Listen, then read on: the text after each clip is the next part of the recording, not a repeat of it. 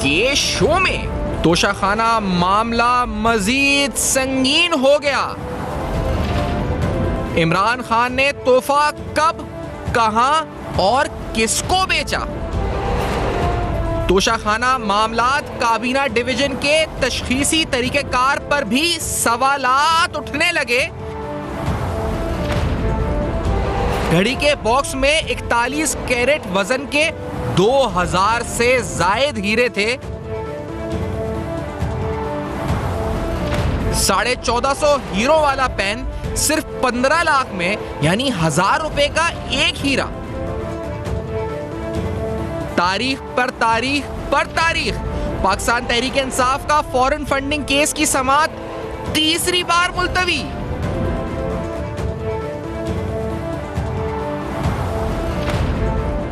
अस्सलाम वालेकुम। पस पर्दा हकाइक सनसनीखेज इंकशाफात प्रोग्राम बेनकाब में हूँ आपके साथ सफ़ान खान। नाज़रीन, अभी जो धमाके हुए हैं तोशाखाना केस में वो कुछ नहीं है। नैब ये केस तफ्तीश आगे बढ़ा रहा है जहाँ और बड़े धमाके हो सकते हैं। मिसाल के तौर पे एक डॉक्यूमेंट आपके सामने रखते हैं। ये डॉक्यूमेंट ड्राई पोर्ट के हवाले से वो अप्रेजल है जो मुख्तलिफ अशिया का होता है, जो FBI के अप्रेजिंग ऑफिसर्स और जो सीजिंग ऑफिसर्स होते हैं वो करते हैं। इस डॉक्यूमेंट को नैब में जमा कराया गया। ये मैं आपको बता रहा हूँ ज़राए से। इस डॉक्यूमेंट को नैब में जमा कराया गया है बतौर एविडेंस या बतौर सबूत, एक प्रोफर्मा के तौर पर, ताकि देखा जा सके कि ये जो डॉक्यूमेंट है क्या ऐसा ही डॉक्यूमेंट इमरान खान साहब के तहाइफ जो उन्होंने रिटेंशन किया, जिन तहाइफ की अप्रेजल किया है, क्या वो उसमें ये स्टैंडर्ड फॉलो हुआ है या नहीं हुआ है। आपको इस डॉक्यूमेंट में ये नजर आएगा जो मैं आपको दिखा रहा हूं कि यहां पर दस्तखत भी हैं इंस्पेक्टिंग ऑफिसर के, सीजिंग ऑफिसर के, अप्रेजल ऑफिसर के, और स्टैम्प भी हैं। लिखा हुआ इसमें उसकी साइज, क्वांटिटी है, इसके साथ साथ उसकी प्राइस इन डॉलर्स है जो आइटम है। मिसाल के तौर पे वेलवेट है, ड्राई पोर्ट पे आई है तो उसकी क्वांटिटी, उसका वेट, उसके प्राइस इन डॉलर्स, उसकी प्राइस इन रुपीस, और फिर उसके ऊपर जो टैक्स है वो कैलकुलेट हुआ है। लेकिन इमरान खान साहब के साथ जो अप्रेजल हुआ है तोशाखाना में, वो आपको बताता चलूं कि उसमें सादा कागजात के ऊपर पेन से लिखकर बिना किसी दस्तखत के ये अप्रेजल कर दिया गया है। इसीलिए आपको ये बता रहे हैं कि 41 कैरेट वजन के 2000 हीरे जिस वॉच बॉक्स में लगे हुए हैं, उसकी काबीना डिवीजन ने वैल्यू 10 करोड़ करी है। तो वो किस तरह की है, ये अपने आप में एक स्कैंडल बन चुका है। और इसी तरह से वो घड़ी जो कि वो वॉच बॉक्स जो कि जिसकी वैल्यू टाइम जोन के मुताबिक 1.7 अरब रुपए है, वो 10 करोड़ रुपए क्यों इन्होंने लगाई है और फिर वो 28 करोड़ की क्यों बेची है। ये सारे अहम सवालात आगे चलकर एक और जाल इमरान खान साहब के खिलाफ बनने जा रहा है, क्योंकि ये बहुत बड़ा केस अहम तरीन बन सकता है। सादा कागजात के ऊपर अप्रेजल करके किस तरह ये तमाम रिटेंशन की गई, जाली तहफ़ रखे गए, तोशाखाना के संगीन मामलात पर अहम और संगीन नौयत के सवालात उठना शुरू हो गए हैं। साथ साथ इमरान खान साहब का बयानिया रोज रोज मुसलसल बदलता है।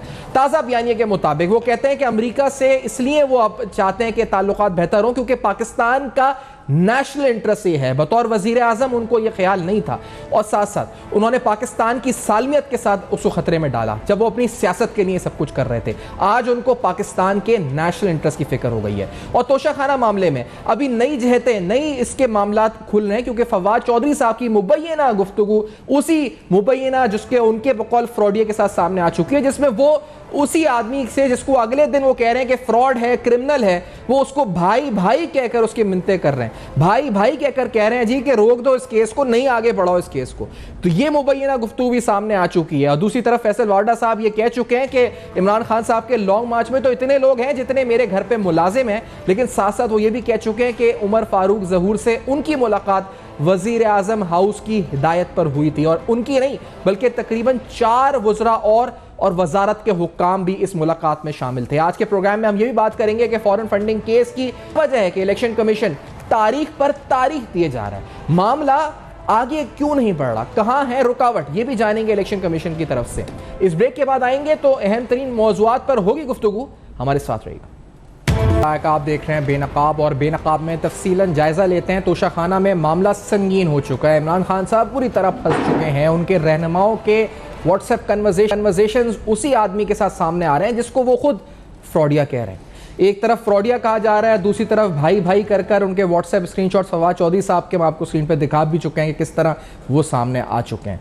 दूसरी तरफ इमरान खान साहब ही के यानी उन्हीं के आंखों के तारे फैसल वाडा साहब जो वजीर थे, वो कह रहे हैं कि 4 अहम वज़रा और वजारत के हुक्काम के साथ वो इसी फ्रॉडिये के साथ मुबैना तौर पर मिल चुके हैं, तो वज़ीर आज़म हाउस की हिदायत पर मुलाकात कर चुके हैं। अकबर एस बाबर साहब प्रोग्राम में ज्वाइन कर रहे हैं, बानी रुकन है पाकिस्तान तहरीक इंसाफ के। इमरान शफीक साहब माहिर कानून हैं, खासतौर पर कवानीन पर गहरी नज़र रखते हैं, हमें ज्वाइन कर रहे हैं। मैं अकबर बाबर साहब पूछूंगा आपसे, ये फवाद चौधरी साहब एक तरफ उनको फ्रॉड कह रहे हैं चोर है, फ्यूजिटिव है, भागा हुआ है, मफरूर है, और दूसरी तरफ उन्हीं को कह रहे हैं भाई भाई करके बातें कर रहे हैं, मनाने की कोशिशें कर रहे हैं। ये माजरा आखिर है क्या अकबर बाबर साहब? बिस्मिल्लाहिर्रहमानिर्रहीम। वैसे ऐसे लोगों को ज़्यादा तवज्जो देना, उनकी बात को अहमियत देना, जो सियासी तौर पे फसली बटेरे हैं, घाट घाट का पानी पीते हैं, उनकी ना ज़बान है ना कोई कौल है। पीछे देखिए कि वो क्या थे, इमरान खान के बारे में वो क्या कहते थे, उनके मकान के बारे में वो क्या कहते थे, टीवी पे आके कहते थे कि पता नहीं क्या ड्रग्स का डेन है, ये क्या है, और जो फिर बाकी जो उनके जो बातें, तो इसलिए देखिए उनकी कोई क्रेडिबिलिटी नहीं है। और यही अलमिया है कि एक वक्त था कि पीटीआई ने जो अपना अक्टूबर को 2011 में जब लोग आए हमारे पास, तो वो एक क्रेडिबिलिटी की बुनियाद पे थे कि हमने एक क्रेडिबिलिटी बनाई थी, हमने मीडिया में एक परसेप्शन बनाया था। मैं 10 साल इमरान खान और पीटीआई का पूरा मीडिया मेरे हाथ में था, मैंने कभी अपनी तशहीर नहीं की, मुझे कोई जानता तक नहीं था। ये तो जब अभी ये फॉरेन फंडिंग का मामला है, क्योंकि मेरी वफादारी इस मुल्क से थी, मेरी वफादारी इमरान खान से तो नहीं थी, मैंने कुछ ज़ाती उसके लिए तो हल्फ नहीं लिया था। हमने तो ये जमात बनाई थी पाकिस्तान के लिए कि पाकिस्तान को एक बेहतर सियासत नसीब करे, अच्छे लोग, क्रेडिबल लोग, कॉम्पिटेंट लोग वो सामने आए, ताकि हम पाकिस्तान में एक चेंज पॉजिटिव ला सकें पॉलिटिक्स में, और कॉम्पिटेंस और क्रेडिबिलिटी। तो हमने एक क्रेडिबिलिटी बनाई थी, तो इन लोगों ने तो तमाम क्रेडिबिलिटी को शैटर कर दिया, तबाह कर दिया। अब कौन भरोसा करने वाला है? यानी एक और मिथ क्रिएट की गई कि he is the most popular leader. अब आपके सामने है कि उनको डिस्क्वालीफाई किया तोशाखाना में, तो कोई पब्लिक निकली? अभी ये रिसेंटली एक इतना सीरियस इंसिडेंट हुआ वजीराबाद में, तो कोई पब्लिक निकली? शारा फैसल मैं कराची का बता देता हूँ बाबर साहब, दो दर्जन लोग निकले थे यहाँ पे शारा फैसल में माशाल्लाह से, और फिर जब जिस दिन बंद हुआ था, सड़क बंद की थी, तो उस दिन 100 मर्द थे और 25 औरतें थी जिन्होंने बंद की हुई थी सड़क, वो भी 2 मिनट में पुलिस आई तो भाग गए थे। लेकिन बाबर साहब ये मुझे बताएं कि इमरान खान साहब अमरीकी बयानिए से पीछे हट चुके हैं, वो अब आर्मी चीफ पे कह रहे हैं कि मैं अब कुछ नहीं करूंगा, पीछे हट के बैठ के देखूंगा, और इसी तरह से अब तोशा खाना का मामला, और पहली बार वो एक बयानिए के आ चुके हैं, यानी एक काउंटर बयानिया उनके खिलाफ आ चुका है, जो वो बयानिया दूसरों के खिलाफ बनाते थे, उनसे रसीदें तलब की जा रही हैं। ऐसे हाल में आप सोचते थे इमरान खान साहब किसी दिन आएंगे कि उनसे रसीदें मांगी जा रही होंगी, वो अपने तमाम बयानियों से पीछे हट रहे होंगे? आज किधर खड़े इमरान खान साहब की नज़र में? देखिए मेरी नज़र में तो जब फॉरेन फंडिंग केस का जो फैसला आया अगस्त 2 में जी, और जिस पे अभी सज़ा होना बाकी है, और इस महीने 2 पेशियाँ पोस्टपोन हो चुकी हैं, 7 तारीख को भी थी, फिर 15 तारीख को थी, वो पोस्टपोन की गई, अब 23 तारीख को है। बहरहाल उस पर फैसला तो आ चुका है, उसमें फैक्ट्स तो डॉक्यूमेंट किए हैं। वो इतने खौफनाक फैक्ट्स हैं कि आपने डिलिबरेट कंसीलमेंट की, आपने बैंक अकाउंट्स कंसील किए, आपने गैर मुल्कियों से पैसा लिया, आपने गैर मुल्की कंपनियों से पैसा लिया, और बारहा ये जिक्र है कि जी डिलिबरेट विलफुल कंसीलमेंट। तो वो फैसला जब आ जाता है, तो जिस मगरब की ये मिसालें देते थे इमरान खान, अगर किसी प्राइम मिनिस्टर या लीडर ऑफ अ पार्टी के खिलाफ ऐसा फैसला वहाँ आ जाए, वो तो वैनिश हो जाए, वो तो नज़रों से ओझल हो जाए, वो तो कहीं ऐसी जगह चला जाए जहाँ किसी की नज़र में ना आए। ये है वो मोरालिटी, पॉलिटिकल मोरालिटी जिसकी मिसालें हम देते थे, जो हमने मिसाल खुद बनना थी। तो वो तो उसके बावजूद भी वो अभी भी पॉलिटिकल मोरालिटी पर लेक्चर दे रहे थे। लेकिन मैं दाद देता हूँ लोगों को शऊर आ रहा है, लोगों को समझ आ रही है। ये जो लोगों ने रिजेक्ट किया है इस लॉन्ग मार्च सो कॉल्ड, और इस ये जो भी हो रहा है इस वक्त, ये लोगों का, और ये हमारी पॉलिटिक्स की स्ट्रेंथ है कि जो मर्जी आप कर लें, जितना मर्जी आप मैनिपुलेट कर लें, पब्लिक ओपिनियन इवेंचुअली प्रिवेल करती है। अब ये खान साहब जो इस वक्त जो ले रहे हैं ट्विस्ट एंड टर्न्स, ये अब लास्ट डिच डेस्परेट एक्ट्स है। उन्होंने एक फेक नैरेटिव पे अपनी पॉपुलैरिटी को दोबारा रिवाइव करने की कोशिश की, और किसी हद तक वो रिवाइव भी हुई। लेकिन ट्रूथ ने तो आना है सामने। आपके पास मीडिया है, आप जैसे चैनल्स हैं और चैनल्स हैं, जहाँ पे कहीं ना कहीं फैक्ट्स निकल आते हैं, ट्रूथ निकल आती है, और लोग खुद जज करते हैं। लोगों ने देख लिया कि ये सब एक पावर ग्रैब है, इसमें कोई चेंज, इसमें कोई आज़ादी, इसमें कोई अमेरिका की गुलामी से आज़ादी। पावर ग्रैब भी क्या सब, ये तो चोरी है साफ साफ, ये तो चोरी भी है ना साफ साफ। घड़ी लेके इन्होंने जो जिस तरह से इन्होंने मामलात किए, रेप्लिका जमा करा दिए तोशाखाना में, तो ये तो चोरी है और प्लान चोरी है बराबर साहब। ये पावर ग्रैब से भी आगे बात चली गई है ना अब तो। ये जो दूसरों पे चोरी के इल्जाम लगाते थे, ये तो खुद आप बिल्कुल सही कह रहे हैं। देखिए वो जो फॉरेन फंडिंग केस का जो फैसला है वो क्या है जी, 8 साल से वो क्या नैरेटिव दे रहे थे, हम हमारे अकाउंट्स ट्रांसपेरेंट हैं, हमने कोई गैर कानूनी फंडिंग नहीं ली।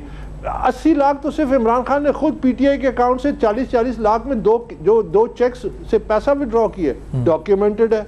इनके दोस्तों के नाम पे ट्रस्ट बनी, इंसाफ ट्रस्ट, उसमें बाहर से वूटन ऑफशोर कंपनी से 6,25,000 आए और दूसरे रुपये अकाउंट से वो पैसा चला गया पीटीआई की मीडिया फर्म्स को, और पीटीआई की जो मीडिया भी थी वो भी फॉरेन फंडेड थी। फिर एक और $5,75,000 आए, सारी मनी ट्रेल डॉक्यूमेंटेड है, जो इनके दोस्त के पर्सनल अकाउंट में और वहाँ से डायरेक्ट पीटीआई। तो कौन सा उन्होंने, अब ये जो आप बात कर रहे हैं ना घड़ी की, मैं इसको एक और एंगल से देखता हूँ।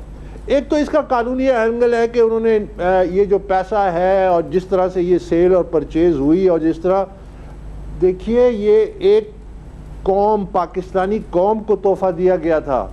जाए ना अभी दुनिया के किसी कोने में इस किस्म का तोहफा लेके दें अपनी इंडिविजुअल कैपेसिटी में जी। वो पाकिस्तान को तोहफा दिया गया था, पाकिस्तान को इज्जत दी गई थी। आपने पाकिस्तान की इज्जत बाजार में बेच दी, और वो भी बीच बाजार में। मैं तो इस पे, मुझे तो सबसे ज्यादा जो हर्ट करता है कि how could he do it.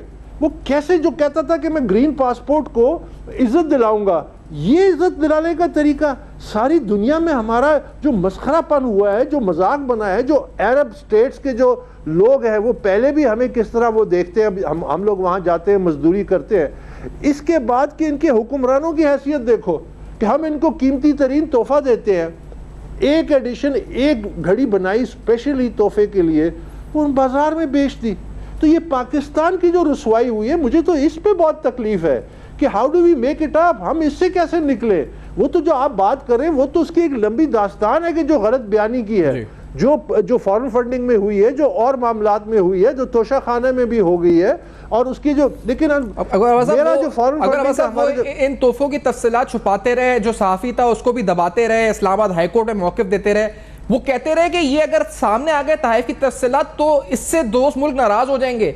ये आज जो तफसीलात सामने आ रही है कि इन्होंने बकौल इनके खुद एक फ्रॉडियर के पास ये अगर आ गए, इनके बकौल अगर है जिसके जो वो कहता है मैं तमाम केसेस से बरी हो चुका हूं, तो फिर ये देखकर क्या हो कह रहे होंगे दोस्त ममालिक कि ये ज्यादा नाराजगी की बात है, या वो ज्यादा नाराजगी की बात थी कि तफसीलात सामने आ जाती जिसको उन्होंने एक इशू बना दिया था कि ये सेंसिटिव मामला है। देखिए ये जग रसाई की बात है जी, ये एक सानिया है, इसको समझें।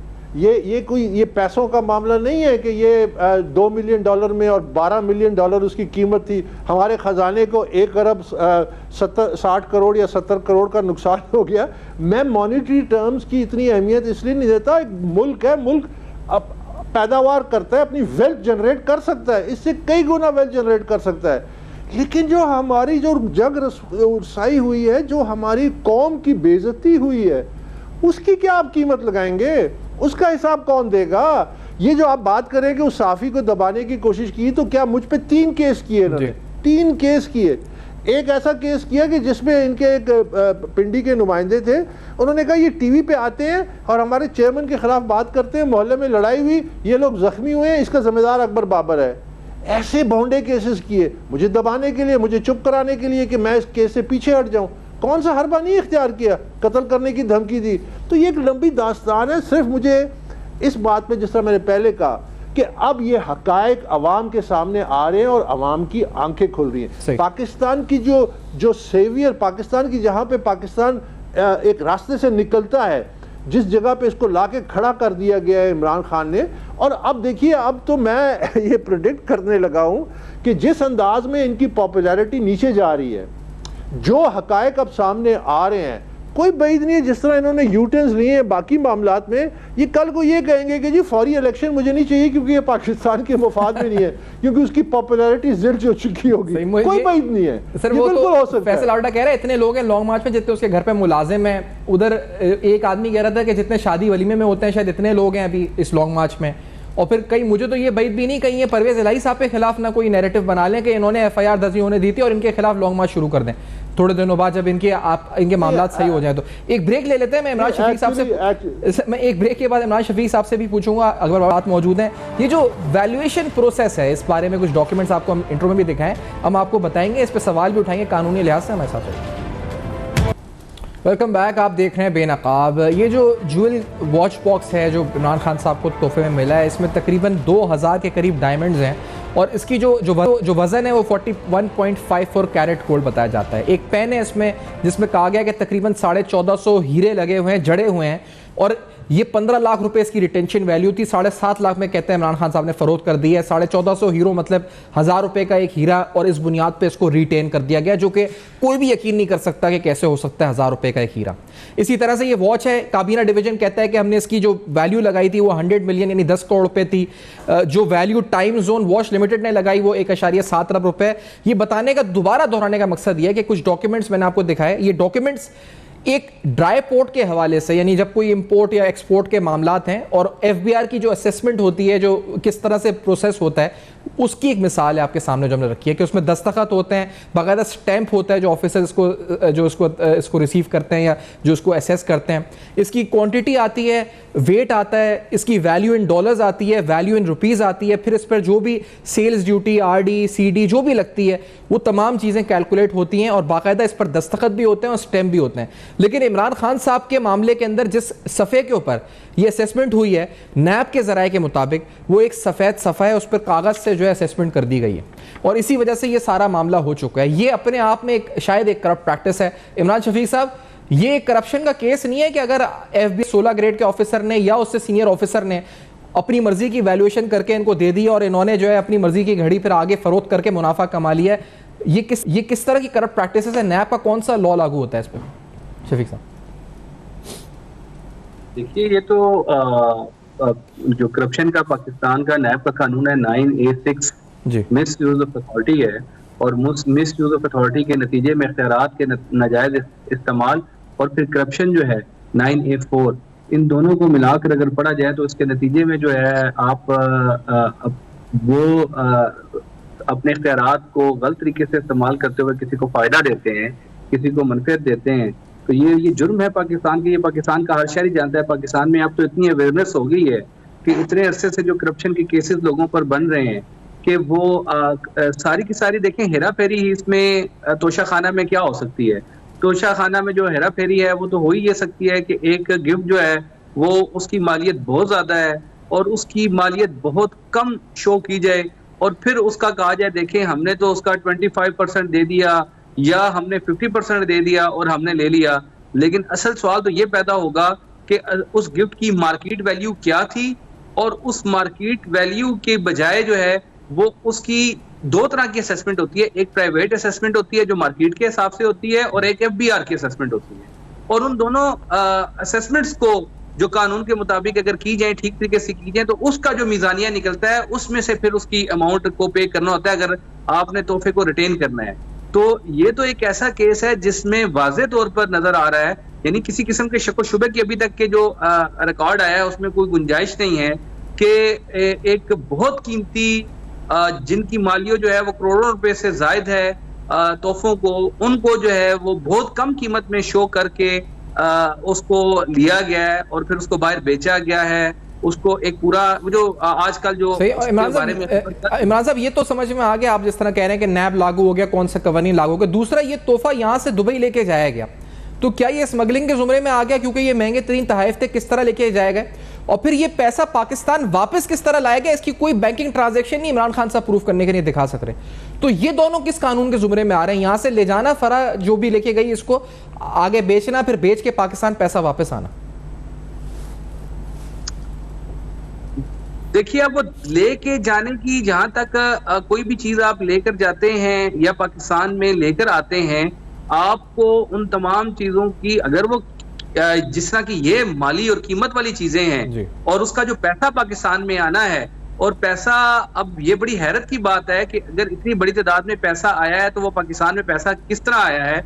यकीनन ये एक मनी लॉन्ड्रिंग है, यानी इसमें कोई शक नहीं है कि ये जो पूरा भी जो तरीकाकार इख्तियार किया गया, अगर ये बैंकिंग चैनल्स के जरिए नहीं आया क्योंकि अब जो पाकिस्तान में या दुनिया भर में जो कानून है वो ये है कि अब आप जो भी इस तरह की बड़े पैमाने पर ट्रांजैक्शंस करते हैं वो सारी की सारी ट्रांजैक्शंस जो है वो बैंकिंग चैनल्स के जरिए होती हैं, जिनका प्रॉपर रिकॉर्ड रखा जाता है, और फिर उस बैंकिंग चैनल के जरिए होने वाली ट्रांजैक्शंस को आप यकीनन अपने जो, जब आप इलेक्टेड MNA MPA हैं, वज़ीर आज़म हैं, तो आप इलेक्शन कमीशन में डिक्लेयर करते हैं, आप अपनी सालाना इनकम में FBR में जाके डिक्लेयर करते हैं। ये सारी चीजें जब आपकी ये किसी तरह मंजरे आम पर नहीं है, रिकॉर्ड पर नहीं है, तो ये मनी लॉन्ड्रिंग में भी आता है, नैब के जरिए करप्शन के केसों में भी आता है, और यकीनन ये एक कॉग्निजेबल ऑफेंस है और इस पर तहकीक भी होनी चाहिए, तफ्तीश भी होनी चाहिए, और वो चीजें जो शख्स ये बता रहा है कि मेरे पास वो चीजें मौजूद है सारी की सारी, तो फिर इमरान खान साहब को बहरहाल इसकी ये ट्रेल जरूर देनी पड़ेगी कि उन्होंने ये बेचा किसको था, और वो बेचने के कितने में बेचा था, और उसकी रकम का उन्होंने कहां इजहार किया कि मैंने ये इतने में इस बंदे को बेच दिया है, और जिस शख्स को बेचा है क्या वो शख्स भी इस बात को जस्टिफाई कर सकता है कि उसने इमरान खान साहब से खरीदा है? उसने जो खरीदा है तो उसके पैसे उसके पास कहां से आए? अगर वो कोई बिजनेसमैन है या कोई कारोबारी शख्सियत है या वो सोने का, हीरे का कोई ताजिर है, उसकी कोई शॉप है, तो वो क्या जस्टिफाई कर सकता है कि उस तारीख को उसने इतनी बड़ी ट्रांजैक्शन जो की है वो क्या किस अंदाज में की है? ये सारी चीजें एक इन्वेस्टिगेशन एजेंसी की तहकीकात का मुतकाजी हैं, और जब तहकीकात होंगी तो यकीनन सब लोगों से जब इसकी पूरी ट्रेल को देखा जाएगा, इमरान खान साहब जो अपना मौकफ देना चाहते हैं उस मौकफ को भी परखा जाएगा। ये नहीं हो सकता कि आप सिर्फ एक रसीद बता दें और वो हाथ से लिखी हो, चाहे वो तोशा खाना में जो तैयार हुई है वो रसीदें भी हाथ की लिखी हुई हो, और जो आपने कहा मैंने खरीदा या बेचा वो भी हाथ से लिखी हुई जो है रसीदें आप पकड़ा दें किसी की और कहें जी कि मुझे इस पर बिलीव कर दिया जाए। ऐसे हो नहीं सकता। ये पूरा काम जो है वो एक ऐसी जो पूरी जो डिजिटल इसका रिकॉर्ड है और जो इसका ट्रांजैक्शंस का फोरेंसिक रिकॉर्ड है वो आपको पेश करना पड़ेगा, और उन लोगों के साथ पेश करना पड़ेगा जिनको आपने दी। आप अपना डिफेंस अगर पेश करना चाहते हैं, ये हवा में उड़ा दी जाने वाली बातों में से नहीं है कि आज ही बस मैंने ऐसे कर लिया था। और फिर बिलखुसूस इमरान खान साहब के लिए तो ये बहुत ज्यादा अहमियत का हामिल इसलिए भी है कि ये नवाज शरीफ साहब के केसों में कतरी खतूत का पूरा इनका नैरेटिव ये रहा कि वो कतरी खतूत लेकर आते रहे, खत की क्या अहमियत है। तो आप भी आज इसी तरह की कच्ची रसीदें लेकर आ रहे हैं और दुनिया को बता रहे हैं कि मैं सादिक और अमीन हूं और मैं शफाफियत का अलंबरदार हूं और मैं करप्शन के खिलाफ जो है वो जंग लड़ रहा हूं। क्या करप्शन के खिलाफ जंग लड़ने वाले ऐसे होते हैं कि वो कच्ची हाथ से लिखी हुई रसीदें लेकर आते हैं और करोड़ों रुपए के और अरबों के तोहफे हैं? इस तरह उनकी मुंतकली भी होती है, उनकी अमाउंट भी आती है और उसकी बुनियाद पर करते हैं। मेरा ख्याल है यकीनन इसका जवाब नफी में है, और इमरान खान साहब अगर समझते हैं कि वो हक पर हैं तो उन्हें पाकिस्तान के इदारों के सामने इन मामलात में स्टे की आड़ नहीं लेनी चाहिए। इन मामलात में सियासी बयानिए के बजाय बिल्कुल कानून के सामने रूल ऑफ लॉ को तस्लीम करें और कहें कि पाकिस्तान में कोई भी इदारा जो है, चाहे वो जुडिशल कमीशन हो, चाहे वो कोई भी इदारा हो, JIT हो या नैब हो, नैब के बारे में वो बहुत कहते रहे नैब, तो अब वो नैब के सामने आए और कहें मेरी तहकीकात करें, खुद मुतालबा करें कि मेरी तहकीकात करें, मैं इनके तमाम सबूत पेश करूंगा, तमाम ट्रांजैक्शन, ताकि कौम को पता चले। इमरान साहब, मुझे तो लगता है कि इसमें जो जैसे मामला सामने आ रहे हैं ना, ये जो स्क्रीनशॉट्स भी सामने आ रहे हैं, इसमें सिर्फ इमरान खान साहब नहीं बल्कि इनके सारे जो हमनवा साथ में है जो वो भी सब फंसेंगे ऐसा लग रहा है, और बुरी तरह फंसते हुए जो वाज़े तौर पर नजर आते हैं। अगर अबर साहब ये बताएं कि अभी जब वज़ीर आज़म थे इमरान खान साहब तो उन्होंने अमेरिका के खिलाफ एक बयानिया बनाया, अब वो उस बयानिए से पीछे हट रहे हैं और वो एक इंटरव्यू में ताज़ा ये कह चुके हैं कि मैं इसलिए हट रहा हूं कि ये नेशनल इंटरेस्ट है। तो बतौर वज़ीर आज़म उनको नहीं पता था कि उनकी कौम का इंटरेस्ट क्या है, उनका नेशनल इंटरेस्ट क्या है, और इससे पाकिस्तान का या माशी या सिफारती या कोई भी नुकसान हो सकता है। इनको आज पता चला है कि ये नुकसान हो रहा है हमारी कौम का, जो आज ये यूटर्न ले रहे हैं इसके ऊपर। अकबर साहब, हाँ खैर, मेरा अगर आप पुराना कोई इंटरव्यू आपकी शायद चैनल पे अगर आप निकाल लें जी, तो मैंने उस वक्त कहा था, मैंने कहा कि आज इनको बाइडन का फ़ोन आए, ये दौड़ते हुए अमेरिका जाएंगे और कहेंगे कौमी मफाद में अमेरिका के साथ ताल्लुकात हमारे अच्छे होने चाहिए। ये मैं ऑन रिकॉर्ड हूँ, तो मुझ पर कोई इल्हाम तो नहीं हुआ था। मोटिव्स आप देखिए, जब एक शख्स की आप इरादे, आप you have to go deeper than the skin deep कि ये क्या हो क्या रहा है, इसके पीछे फ़लसफ़ा क्या है, मंतक क्या, कौन लोग हैं, उनकी क्या मोरालिटी है, उनके क्या वैल्यूज़ हैं, उनके क्या एथिक्स हैं। आप पीछे उनकी परफॉर्मेंस देखते हैं, आप उसका ट्रैक रिकॉर्ड देखते हैं। जब ये कहते हैं कि करप्शन करप्शन करप्शन, सबसे पहले तो करप्शन की बात करना इनके ज़बान से अब अच्छी नहीं लगती। क्यों? 140 नंबर पे ये ट्रांसपेरेंसी इंटरनेशनल के मुताबिक it was the most corrupt government ever, Imran Khan government. Transparency international ने कह दिया। आप वो करप्शन स्कैंडल सारे छोड़ें, लेकिन इन्होंने एक और देखिए, ये एक पावर ग्रैब है, और ये पावर ग्रैब के लिए कि जब इनको निकाला गया और आईनी तरीके से निकाला गया, तो इन्होंने, जैसा मैंने कहा कि एक fake false emotive narrative, America आज़ादी, हम ये गुलामी कबूल नहीं करेंगे, ये अवाम को अपील करते हैं, खासकर नौजवानों को अपील करते हैं। फिर एक शख्स जो इलेक्शन कमिश्नर को कहता है कि आप नीचे उतर जाएं क्योंकि आप, हो सकता है कि मेरे खिलाफ फैसला है, उसके खिलाफ बाकायदा एक मुहिम चलाते हैं, गाली गलौज करते हैं। ये मैंने उस वक्त कहा था, आपके प्रोग्राम में कहा था कि ये फैशिज्म की है, ये फैशिस्ट ये करते हैं, और फैशिस्ट के जो नारे होते हैं वो बड़े कौम परस्त होते हैं, वो यूथ को अट्रैक्ट करते हैं, जिस पे यूथ जो है वो मोबिलाइज भी होती है। देखिए ये पूरी एक हिस्ट्री है, हिटलर भी एक फैशिस्ट था, उसके बाद मसलूनी था, उसके बाद फ्रैंको था, ये मैं आपके प्रोग्राम में कह चुका हूँ। इसी तरह वो मोटिवेट करते थे, लेकिन आज दुनिया बदल, आज वो जो गोबेल्स का जो स्टाइल था उसके पीछे भी एक परफॉर्मेंस थी और एक प्रोपेगेंडा नैरेटिव था। आज सोशल मीडिया आ गया है, शुरू में वो रिस्पांस मिला, अब आस्ते आस्ते वो नोज डाइव पे, वो क्यों? क्योंकि ट्रूथ प्रिवेल कर रही है, सोशल मीडिया है, लोग खुद सोचते हैं, लोग देखते हैं। इमरान खान ने जो सबसे ज़्यादा नुकसान पहुंचाया है पाकिस्तान को अपने दौर में, और इस अपनी जो सियासत जो इसने अभी की है, वो ये कि इसने इदारों को तकसीम किया रूल करने के लिए, डिवाइड एंड रूल की पॉलिसी। पाकिस्तान का इस वक्त कोई इदारा नहीं है जो तकसीम नहीं है। ये है सबसे बड़ी खतरे की अलामत पाकिस्तान के लिए।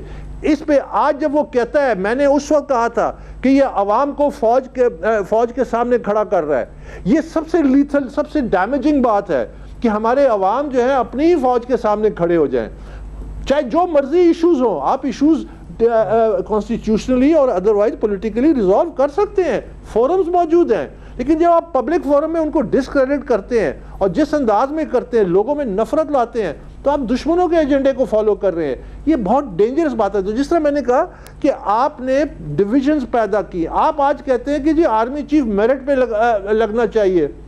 आपने मुझे बताएं कि आपने कौन सा गवर्नर मेरिट पे लगाया, आपने कौन सा चीफ मिनिस्टर मेरिट पे लगाया, आपने कौन सा मिनिस्टर मेरिट पे लगाया? मैं उनकी मेरिट जानता हूं, आप भी जानते हैं इमरान खान साहब। आप किसी एक की मेरिट बताइए कि इसकी ये मेरिट है। तो अभी खैर पख्तूनख्वा में जो लेडी हेल्थ वर्कर्स की पोस्टें थी 41, उस पर मर्द पोस्ट हो गए थे, ये मेरिट था, उन्होंने मेरिट पे लगाए थे। खवातीन की पोस्टों पे मर्दों की पोस्टिंग हो गई थी, ये उनकी गवर्नेंस है वहाँ 13-14 साल से, और वहाँ पर ये आपने देखा मेरिट कितना जबरदस्त था। इनसे देखे, इनसे पूछे जी, आपका मेरिट ये है कि जिसको आप कहते थे कि पाकिस्तान पंजाब का सबसे बड़ा डाकू है, उसको आप नॉमिनेट करें चीफ मिनिस्टर के तौर पे, ये आपका मेरिट है? ये क्या शो करता है? वो दोबारा बनने वाला है, वो नैरेटिव दोबारा आने वाला है। अगर साहब आप, मुझे लगता है आपको भी लगता है ये यूटर्न तो एक सुबह होता है, एक दोपहर, एक शाम होता है, ये भी यूटर्न आने वाला है मुझे लगता है परवेज इलाही साहब के ऊपर। सर मैंने आपको अर्ज किया, डोंट बी सरप्राइज कि इनकी जो सिंकिंग पॉपुलैरिटी है, ये जो मिथ थी ना पॉपुलैरिटी की, ये भी अब कोलैप्स कर रही है। It is being shattered every day. तो ये कोई बईद नहीं है कल कहेंगे कि फौरी इलेक्शन जो है पाकिस्तान के मफाद में नहीं है, इसलिए मैं इससे भी बैकआउट कर रहा हूँ। इलेक्शन आईनी मुद्दत जब पूरी होती है उस वक्त होने चाहिए, कोई बईद नहीं है। तो ये तो एक डेस्परेडोज की हो गई है ना, politics of desperate, politics of desperadoes, power grab कि किसी तरह से मुझे पावर दोबारा मिल जाए। वो सारे हमारे अहद, जो सारे हमारे कौम से हमने अहद किए थे, जो वैल्यूज हमने सेट करती, जो पॉलिटिक्स जो हमने चेंज लानी थी, जो हमने मेरिट पे लोगों को लाना था, जो हमने पीटीआई को एक एग्जाम्पल बनाना था, वो तो सारा खत्म हो गया। उसी के लिए तो मैं लड़ रहा हूँ। बंद गली में दाखिल हो गए इमरान खान साहब, इमरान शफीक साहब।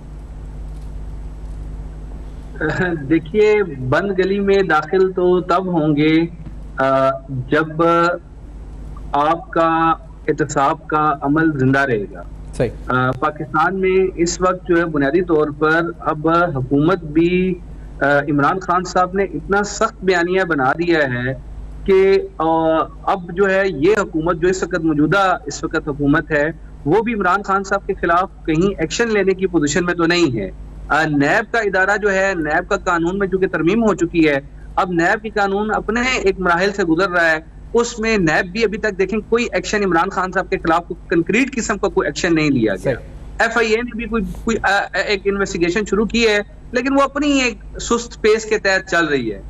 बाकी जितने भी फैसले होते हैं इमरान खान साहब अदालतों से स्टे ले लेते हैं और उन स्टे की रोशनी में वो चीजें चलती रहती हैं। इसलिए मुझे जो नजर आ रहा है कि वो जो माइट इज राइट का जो फार्मूला है वो बहरहाल अभी है, क्योंकि इमरान खान साहब रूल ऑफ लॉ के सामने सरेंडर करने के लिए तैयार नहीं है। ठीक है, और मैं बहुत बहुत शुक्रिया अदा करूंगा आपने ज्वाइन किया। इमरान शफीक साहब और अकबर बाबा साहब, आप प्रोग्राम में साथ रहे और आपने अपना तज्जिया तबसरा इस पूरी साल पर दिया। इमरान खान साहब की सियासत, यू टर्न्स और साथ साथ तोशा खाना के हवाले से नए नए इंकशाफात, आगे और भी धमाके बड़े बड़े नैब के हवाले से जो तफ्तीश बढ़ रही है वो भी आपके सामने हमने रखी है।